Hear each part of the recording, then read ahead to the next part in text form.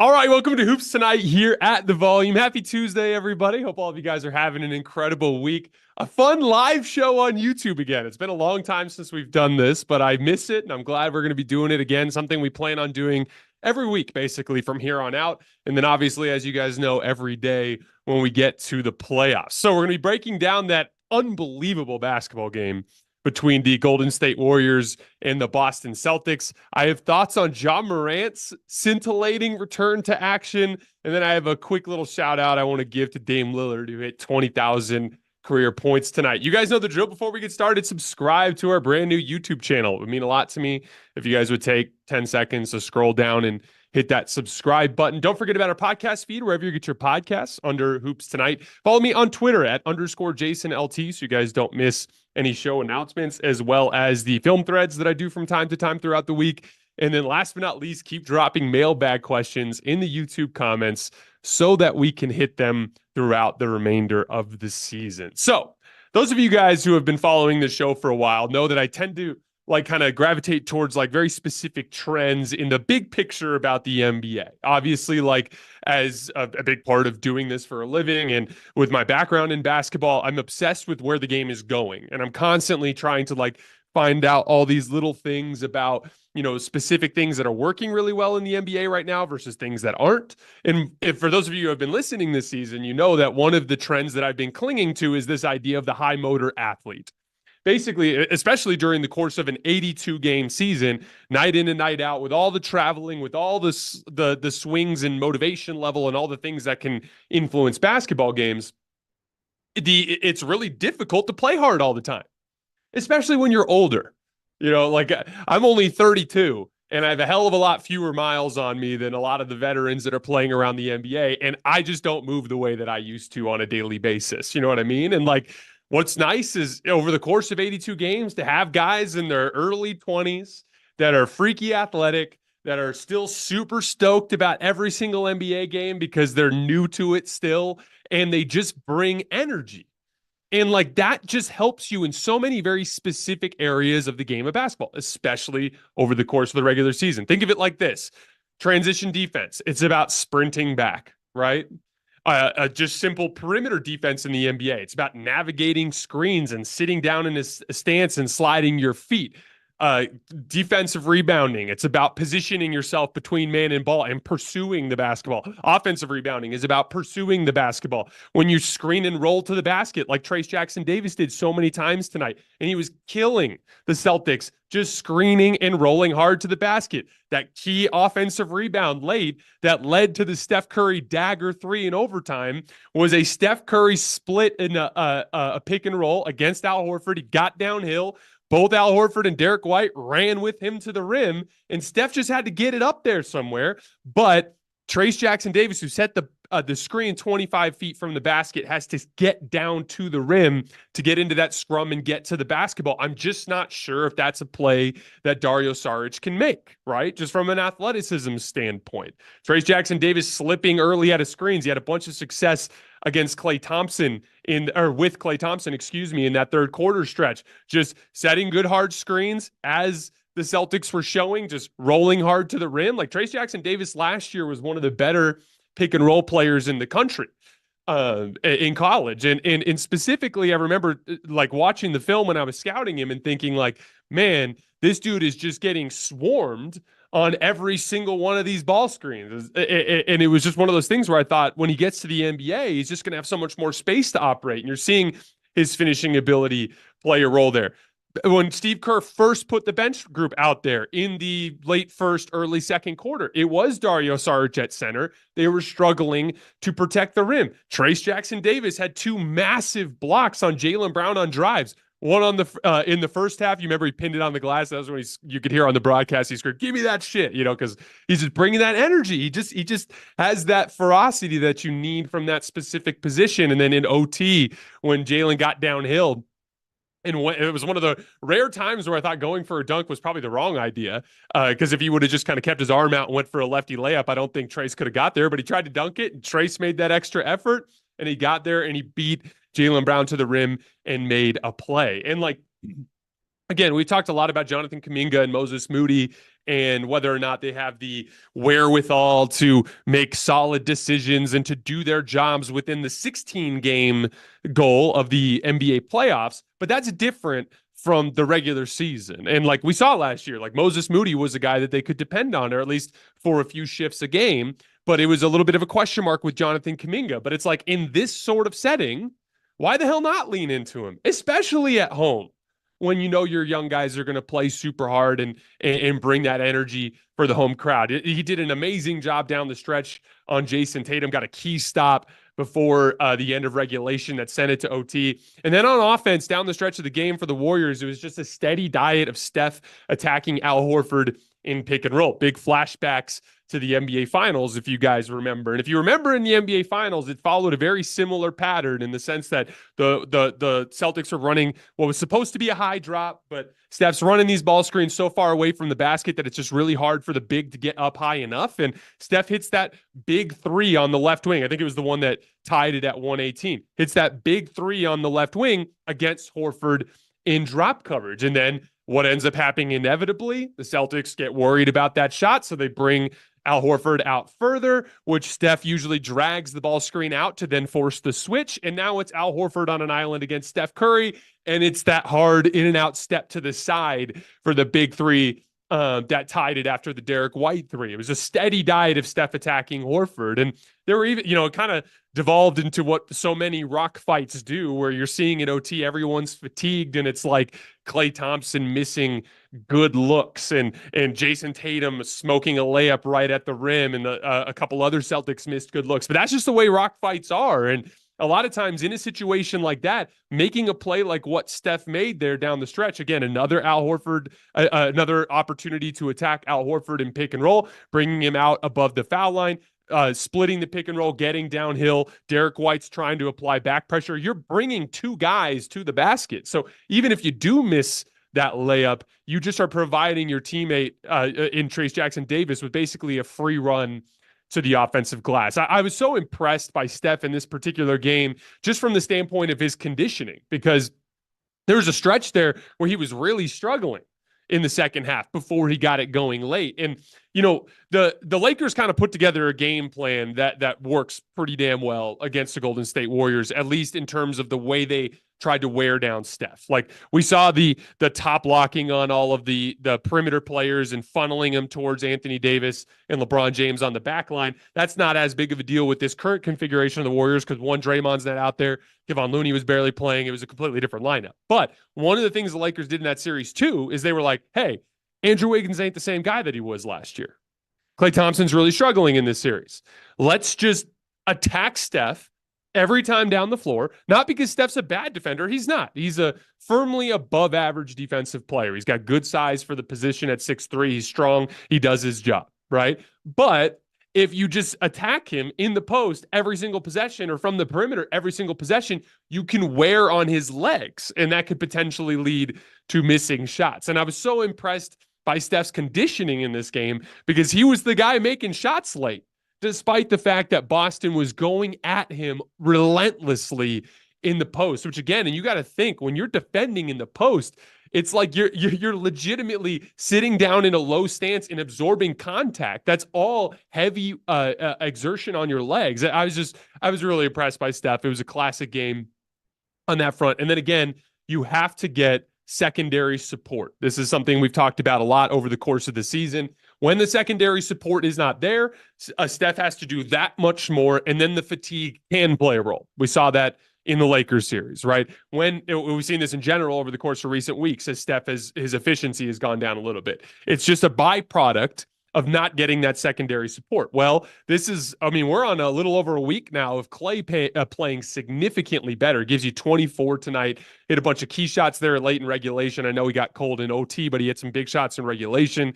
He, again, this is something we really started to see towards the tail end of last year, but Klay is exceptionally good at using that over the top kind of like float pass, because he's taller than most guards that are flying off of screens.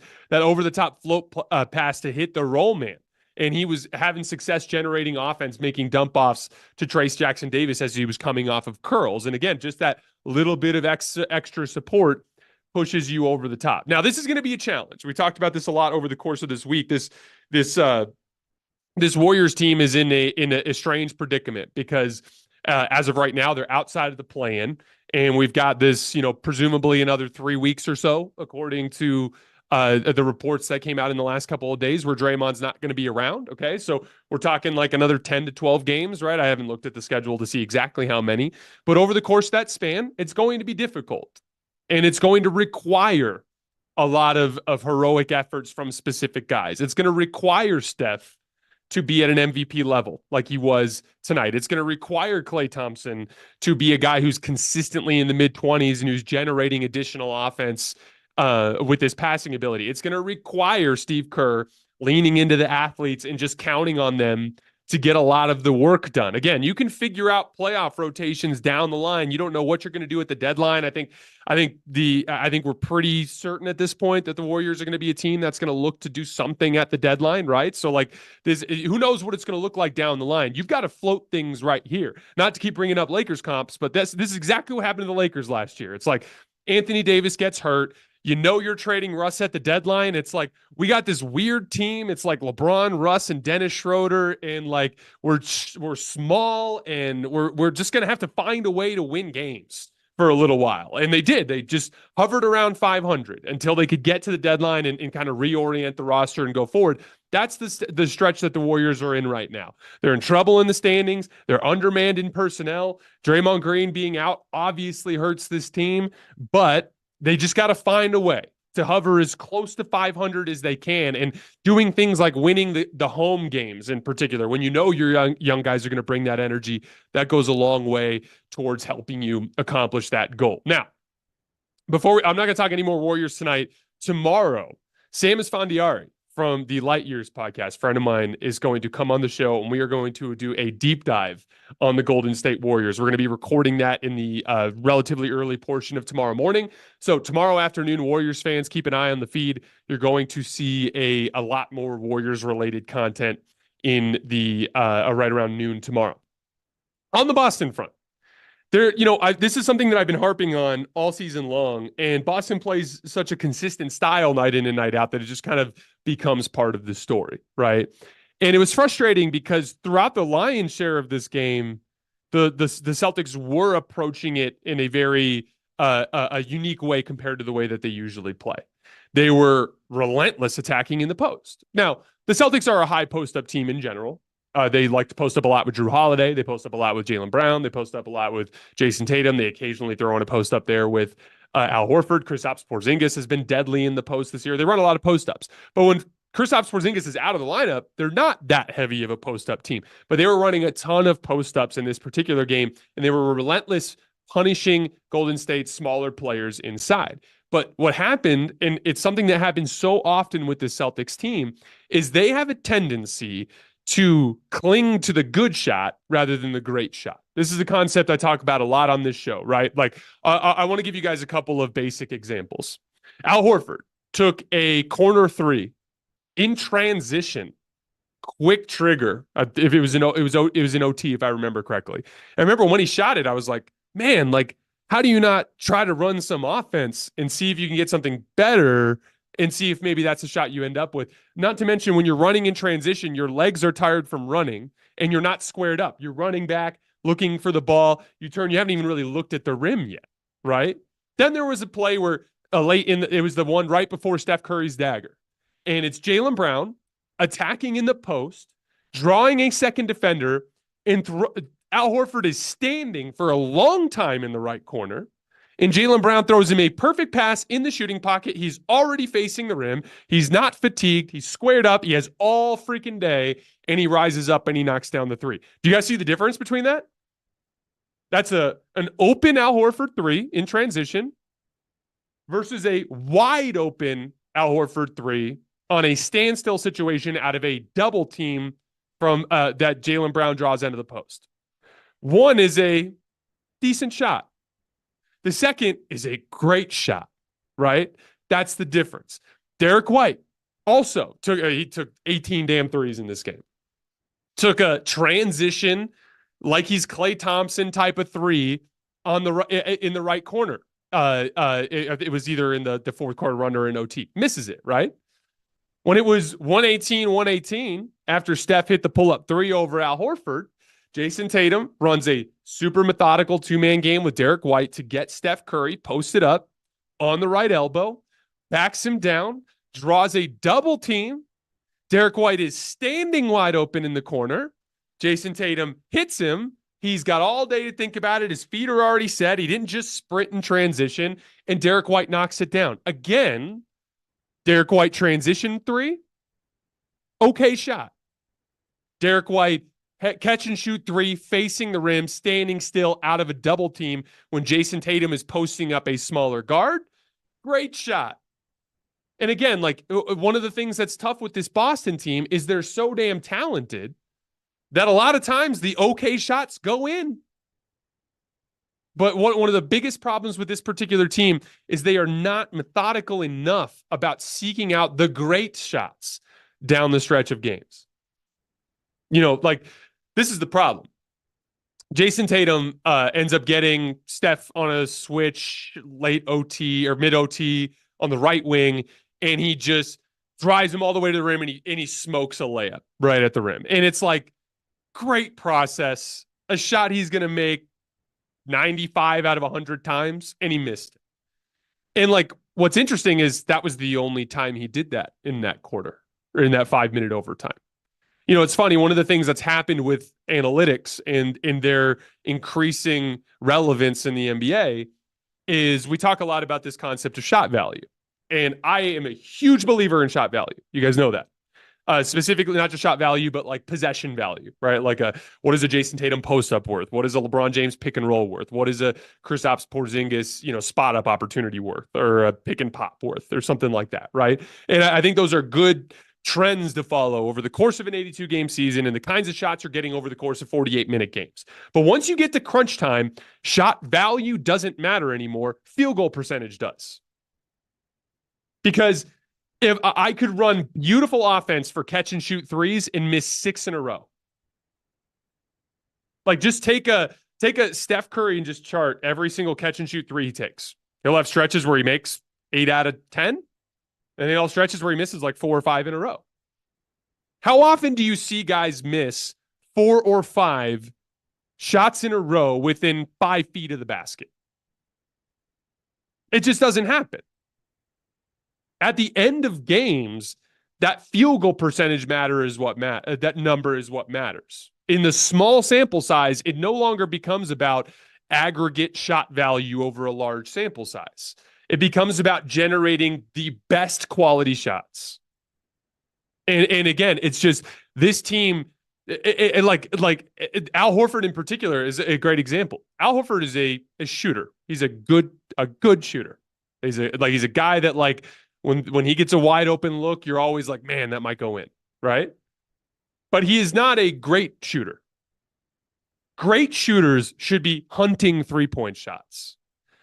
Good to okay shooters should be taking them as a result of whatever your offense produces, if it's what the coverage dictates, after you've tried to find a great shot.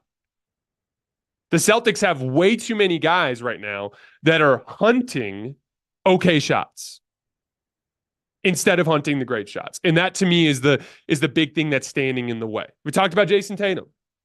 Once again, opts for a pull-up three on Jonathan Kuminga late in the game. On the right wing when he had the final possession. Derek White was right there. There was like 7 or 8 seconds left. I thought he should have had Derek White come set another ghost screen, try to see if he can make something happen there to get a higher quality shot. But no, he takes a pull-up three. Jayson Tatum is one of 8 players in the NBA this year that attempts at least 5 pull-up threes per game. All of the other guys shoot 35% or better on them. Jayson Tatum coming into the night, 29.9%. Jayson Tatum last year, 5 attempts per game, 29.1%. For whatever reason, he just hunts that shot, and he's not good at it. He was once upon a time. Back in like 2019, he could make that shot. But we're pushing like 1,000 reps here now, dating back 3 seasons, where that shot has been worth well below a point per possession, and Tatum's just hunting it and hunting it and hunting it. And a big part of it is like back then, he wasn't hunting it as frequently. His volume was lower. I'm not saying Jayson Tatum shouldn't take pull-up threes. They should just be a shot that he takes when he generates outstanding separation on a move. Or, late clock situation, it's a rescue shot. I just need to get something up. I get that. He should take 2 or 3 of them a game. But like, he shouldn't push the volume. He's taking 6 of them a game this year. He shouldn't push his volume up to that point until he's got it going. He's just doing the defense a favor in those particular situations. Now, Tatum had some good stretches in this game. In the middle of the fourth quarter, I thought he did an excellent job of just putting relentless rim pressure as he generated quality shot after quality shot. I thought like that possession after Steph tied it at 118 when he methodically ran that 2-man game with Derek White, drew the double team and hit Derek. Like that was really high quality offense. But then it would be like there was a possession in OT where he caught the ball in the left wing with Steph on him with 7 on the shot clock, and he passed it away immediately to Jaylen Brown in the corner, who promptly drove into traffic and missed a layup. And like, that's the thing is like, we talk about like heliocentrism and like how that can be monotonous when you see guys like Luka Doncic do it like 75 times in a game, or James Harden do it 75 times in a game back in the old Rockets days. But spamming in action is actually a good thing in a small sample. Because it's just a simple matter of personnel. My guy's bigger and stronger than yours, and we're going to get a great shot just by attacking that. It's just that offensive process piece. It's like it just consistently comes to the forefront with Boston, and it only comes to the forefront in these big games. I had a Boston fan tweet at me tonight. He goes, "Jayson Tatum has won 4 or 5 playoff series with that pull-up shot." And like, don't get me wrong, I remember some of these shots. I remember Jayson Tatum hitting a huge right shoulder fade over the Milwaukee Bucks in game 6, if I remember correctly, in Milwaukee. I've seen Jayson Tatum take and make big time shots. I'm not saying that he shouldn't take them. I'm not saying they shouldn't be part of his game. But there's no question at this point that it's too big of a part in his game. And again, that Milwaukee Bucks shot I was talking about, that was a mid-range jump shot. It was not a 3. It's a shot closer to the rim, which has a lower shot value, but has a higher field goal percentage. Understand the difference between those two concepts in a one-shot sample size? That's kind of the concept that I'm talking about here. All right. Before we get out of here tonight, I want to talk about Ja Morant for a little bit, and then we're going to talk about Damian Lillard for a few minutes. So, as a basketball fan, it was incredibly fun to get to watch Ja Morant play again tonight. It's funny, I got into the doghouse this summer because I said we were doing player rankings, I think, and I had Jalen Brunson over Ja Morant, and everyone hyper-focused on it as being some sort of negative Ja Morant take, which is not the case. It's just Jalen Brunson is one of my favorite players in the league, and he's awesome at basketball. Just had 50 the other night. He's been averaging 28 for like a month. He's been one of the most efficient scorers in the league over that span. Like Jalen Brunson, he just kicked the Lakers' ass last night. Like Jalen Brunson's incredible, right? Tyrese Halliburton's incredible. I saw that quote from the press conference where the person in the stands directly asked Ja Morant about these player comparisons. And like, so sometimes I just want to be like, hey, Anthony Edwards, awesome. Tyrese Halliburton, awesome. Ja Morant, awesome. Jalen Brunson, awesome. All of them are awesome. And like, it's all just a matter of personal preference, right? But I have zero ill will towards Ja Morant. He's one of my favorite players to watch in the league. And what you saw tonight was what happens when you have a guy with a superpower and how that can make the game of basketball so much easier. Ja Morant's superpower is that he's so damn fast, he makes the NBA's fast guys look not fast. That's his superpower. And we're going to talk about his scoring in a minute, but it was his passing in particular that I thought demonstrated this concept so well tonight. There was a pass that he had in the first half, a transition push, where he was working his way down the floor with a ton of pace. Zion Williams just cuts out of the left side corner, kind of hangs out right underneath the rim, and Ja hits him underneath the basket. If you watch that possession, every single Pelican is mesmerized by Ja Morant as he's driving in transition, because that's what happens. You know how we as basketball fans are watching Ja in transition and we're like, holy shit, he's moving. Dudes on the court are saying the same thing. There was a ball screen with, it was a staggered pick and roll with Zaire setting the first pick and then Jaren Jackson setting the second pick. It's on the right wing. It was in the first half. And Trey Murphy ends up jumping the first ball screen and hedging really hard on Ja. And as a result of that, Ja had to split. And so he does. When Jaren Jackson recognizes that Ja is not going to use the second pick because he splits, he immediately slips to the rim. But this whole thing happens so fast. Ja goes off the pick, splits, and then just funnels up a left-handed scoop lob to Jaren Jackson, who dunks it at the basket.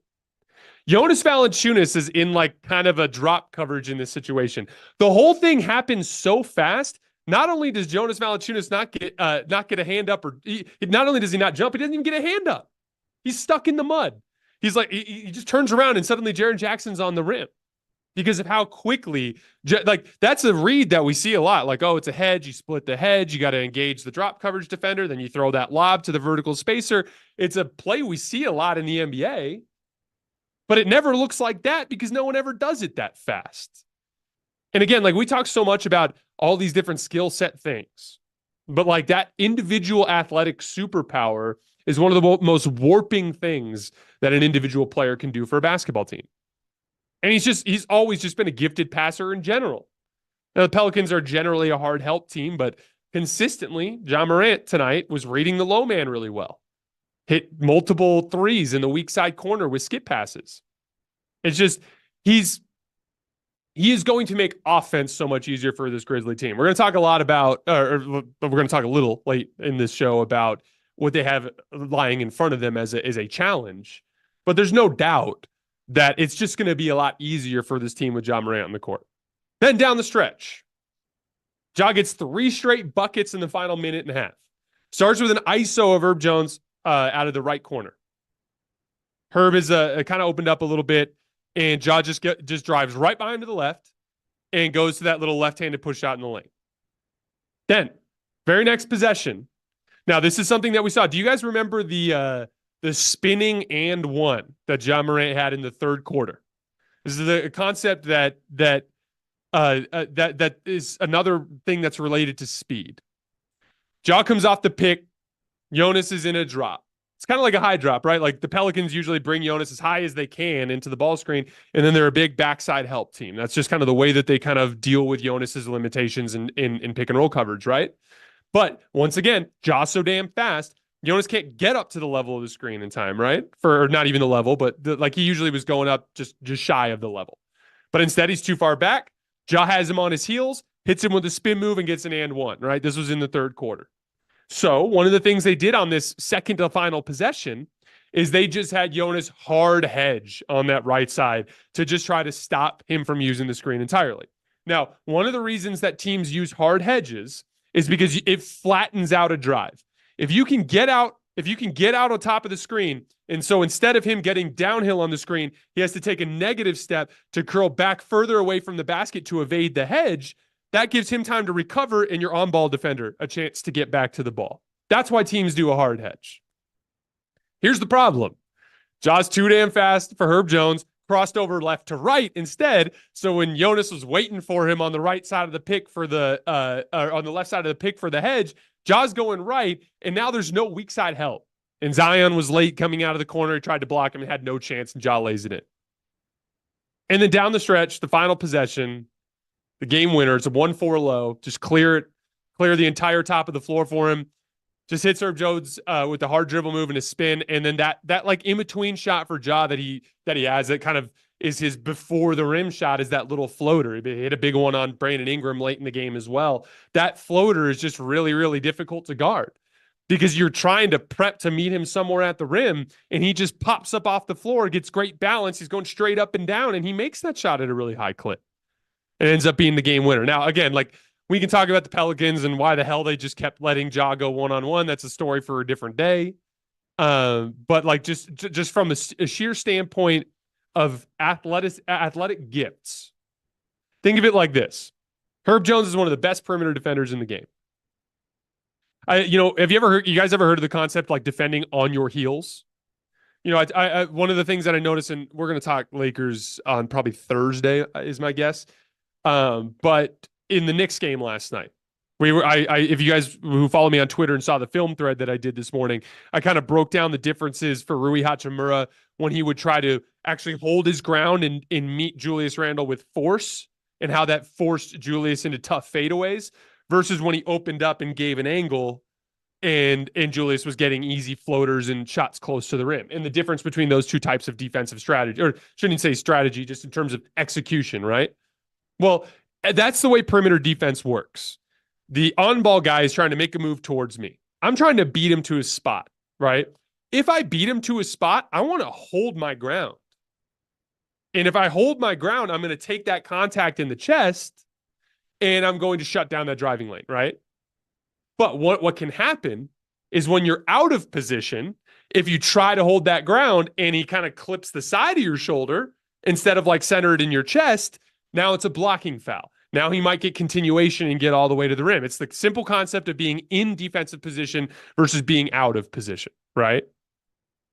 But when you're on your heels, when a guy is truly fast to the point where you don't even feel like there's an opportunity to hold your ground, you're constantly taking negative steps and opening your shoulder to try to recover to a further back spot, then you're never actually causing the on-ball player to stop his forward momentum.